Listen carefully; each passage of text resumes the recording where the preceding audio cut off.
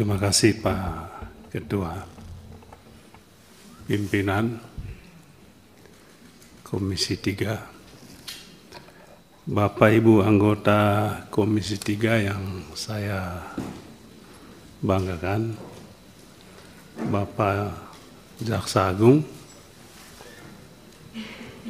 Wakil Jaksa Agung, Pak Kajam, dan para Kajati dari seluruh Indonesia yang saya banggakan.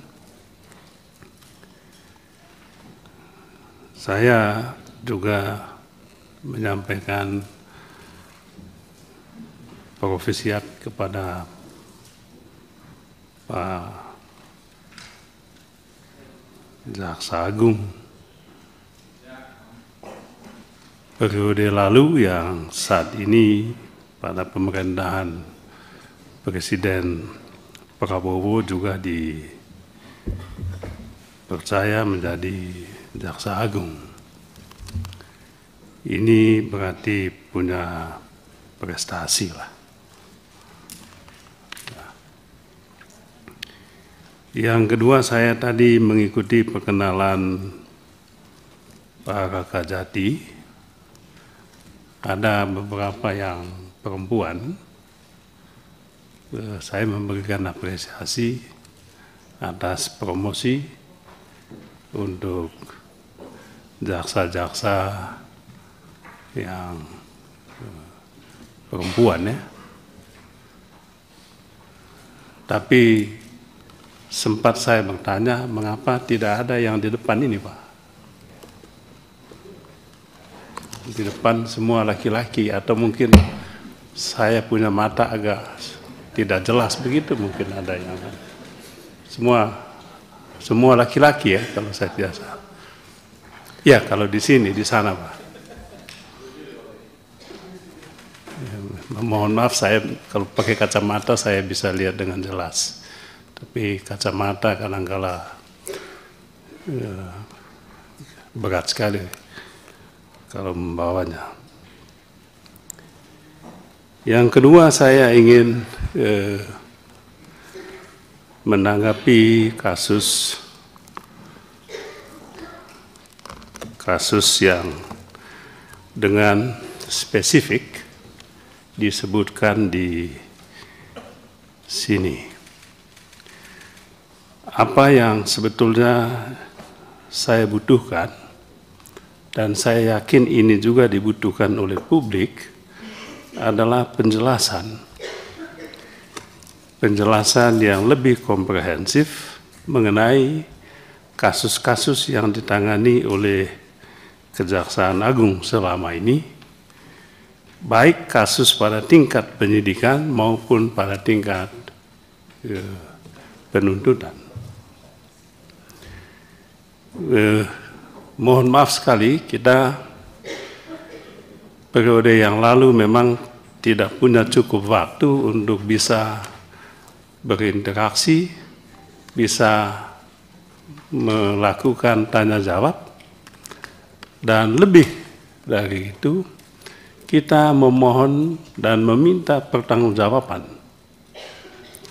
Saya rasa pertanggungjawaban itu penting. Pertanggungjawaban atas apa yang dilakukan. Apalagi ini menyangkut hak asasi manusia, menyangkut tindak pidana korupsi dengan tingkat kerugian negara triliunan rupiah. Saya mulai misalnya dengan kasus tindak pidana tata niaga komoditas timah, PT Timah. Disampaikan tadi bahwa kasus ini sudah sampai pada tingkat penuntutan, tapi juga penyidikan. Jadi ada yang pada tingkat penyidikan, ada yang pada tingkat penuntutan. Kasus timah ini. Ada dua fenomena yang muncul ketika Jaksa Agung menangani kasus timah. dan kami mohon penjelasan. Yang pertama adalah, kalau bisa kami dijelaskan apa ceritanya kantor Kejaksaan Agung itu dikepung oleh pasukan coklat atau Brimob, pasukan Brimob. Sampai saat ini belum ada penjelasan. Hanya muncul berita di publik, kemudian bersalaman lalu selesai. Tapi apa peristiwa yang sesungguhnya? Publik ingin mendapatkan penjelasan yang sejelas-jelasnya. Saya yakin Pak Jaksa Agung tidak punya keengganan untuk menjelaskan ini. Kalau pada periode yang lalu enggan menjelaskan itu masuk akal. Tapi di era baru ini saya yakin keengganan itu tidak ada lagi. Oleh sebab itu inilah momentum yang pas bagi Jaksa Agung untuk menjelaskan ini selengkap-lengkapnya. Yang kedua yang berkaitan dengan kasus timah, yang pernah saya dalam rapat periode yang lalu di tempat ini, ada nama yang disebut-sebut sebagai tokoh utama dalam kasus timah ini. Tetapi tidak ada ujungnya. Tiba-tiba sudah sampai di tingkat penuntutan. Bahkan sudah sampai di persidangan. Nah, saya tadi membaca laporan Pak Jaksa Agung, masih ada pada tahap penyidikan. Saya menduga yang saya sebut-sebut tadi akan berada pada tahapan ini. Ini dugaan saya juga tidak tahu. Kami menunggu, kami memantau, dan kami selalu mendoakan Pak Jaksa Agung supaya tetap sehat, kuat, dan punya keberanian. Keberanian itu yang penting Pak Jaksa Agung. Dan Bapak punya keberanian itu. Yang kedua, begitu Pak Jaksa Agung, Kejaksaan Agung, maksud saya, menetapkan salah satu menteri, ex-menteri di Kementerian Perdagangan 2015-2022, saya menyatakan salut.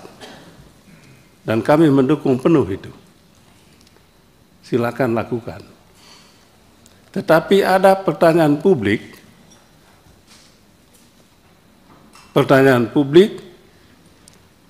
yaitu apakah yang lain juga akan mendapatkan perlakuan yang sama? Menurut saya, kalau Pak Tom Lembong pada saat ini ditetapkan sebagai tersangka, menurut saya itu hanyalah strategi Kejaksaan Agung. Berarti yang lain-lainnya siap menanti peristiwa yang kurang enak itu. Jadi saya punya positive thinking, dan menurut saya itu strategi yang tepat. Sebab yang lain-lain itu agak sulit kan Pak Jaksa Agung. Mungkin itu yang gampang. Kita mulai dari yang gampang, jangan mulai dari yang sulit. Saya teringat dengan Pak sahabat saya ini, mantan Kajati, ketika saya masih SMA dulu. Guru saya mengatakan, Pak Beni, kalau mau menjawab pertanyaan pada saat ujian, mulailah dengan yang gampang. Jangan mulai yang sulit. Sebab yang sulit ini nanti tidak selesai jawab, waktunya habis. Saya teringat dengan nasihat guru saya ini ketika Kejaksaan Agung begitu lincah menetapkan saudara Tom Lembong jadi tersangka dalam kasus impor gula ini. Itu pintu masuk. Mudah-mudahan pintu masuk betul Pak Jaksa Agung. Jadi jangan sampai batas sampai di pintu masuk. Jadi itu pintu masuk supaya apa? Duc in altum dalam bahasa Yunani kuno harus duc in altum. Maksudnya apa? Masuk lebih dalam lagi. Tapi bagaimana masuk lebih dalam kalau yang dangkal ini belum disentuh? Sentuh yang dangkal dulu, baru masuk ke laut yang lebih dalam lagi. Kami menunggu itu.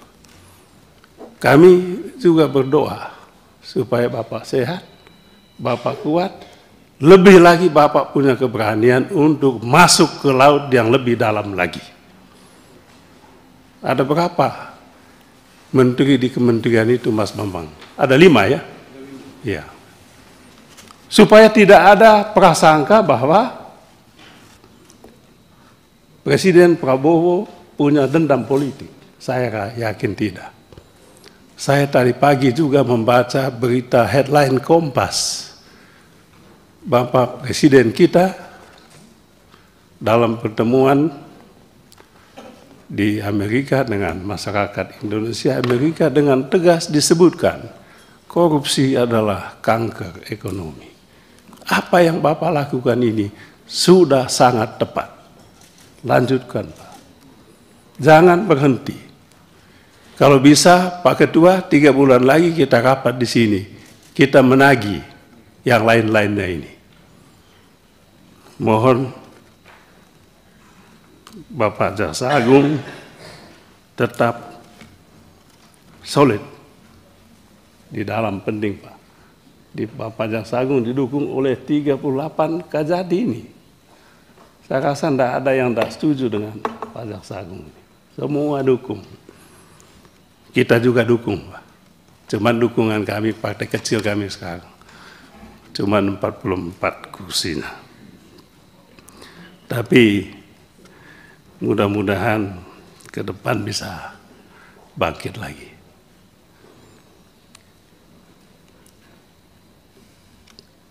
Kemudian yang ketiga Pak,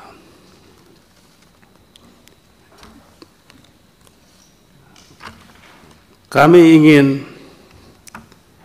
menyentuh sedikit, mungkin tidak disinggung di sini, tapi ada teman tadi yang menyampaikan, itu kasus mafia tanah. Mengapa saya sebut mafia tanah ini penting? Sebab yang terjadi adalah hukum dipakai. Hukum dipakai, terutama hukum pidana, dipakai oleh para mafia ini untuk merampok tanah rakyat. Jadi betul sekali apa yang disampaikan oleh Bapak Presiden Prabowo dalam bukunya Indonesia Paradoks itu. Hukum kita dikuasai oleh yang punya uang. Yang punya uang ini juga menguasai aparat penegak hukum, jaksa, polisi, hakim. Itu disampaikan dalam buku beliau. Nah, oleh sebab itu Pak Jaksa Agung kami mohon perhatiannya. Pasal tentang pemalsuan, pasal tentang memasukkan akta dokumen palsu dalam akta resmi, itu dipakai oleh aparat penegak hukum di tingkat penyidikan. Untuk apa? Sekedar untuk menyatakan bahwa dokumen ini palsu, tapi tujuannya itu adalah ingin mengambil alih properti pihak lain. Dengan cukup mendapatkan putusan di pengadilan bahwa dokumen ini tersangka, terdakwa telah melakukan tindak pidana pemalsuan dokumen dengan hukuman hanya sebulan. Bagi mafia tidak penting hukuman sebulan atau setahun. Yang penting adalah putusannya, bahwa yang bersangkutan terbukti melakukan tindak pidana pemalsuan. Dan itu kemudian dijadikan alasan novum untuk kemudian mengajukan PK lagi untuk kasus perdata yang sudah jelas-jelas ada pemenangnya. Ini cara kerja mafia ini, Pak. Kemudian yang terakhir, Pak, ini tadi juga disinggung soal temuan 1 triliun itu. Di sini disebutkan telah dilakukan penyitaan uang. Ini mohon Pak Jaksa Agung memberikan penjelasan, kalau bisa segamblang mungkin, uang 920 M ini uang dari apa sebetulnya? Asal usulnya uang ini apa? Siapa yang memberi uang ini? Untuk kepentingan apa? Kalau bisa dibuka, Pak. Kalau Bapak membuka ini luar biasa, Pak. Bapak adalah pahlawan hukum di Republik ini. Jadi jangan sampai ini dipetieskan. Jangan sampai kasus ini begitu saja menguap. Pak Jaksa Agung, ini momentum Bapak untuk tunjukkan bahwa Bapak betul-betul ingin menegakkan hukum. Hukum tidak tajam ke yang kecil, yang lemah, tapi tajam juga ke yang punya kuasa uang dan kuasa yang lain-lainnya. Ini yang bisa saya sampaikan, Pak Jaksa Agung. Sekali lagi kami mendukung penuh, Pak. Lanjutkan prasangka politik biasa.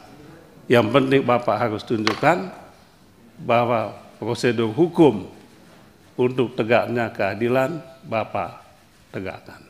Sekian, terima kasih. Terima kasih Pak Beni. Nanti yang mau sholat asar mungkin kita saling bergantian saja ya, biar nggak perlu break. Kita mulai dari pimpinan dulu ya, pimpinan ada yang ingin disampaikan, nanti habis itu kita muter lagi. Pak Jaksa Agung ini karena banyak yang baru, jadi memang harus mau memberi masukan ke Jagung nantinya. Dari Bu Sari silakan.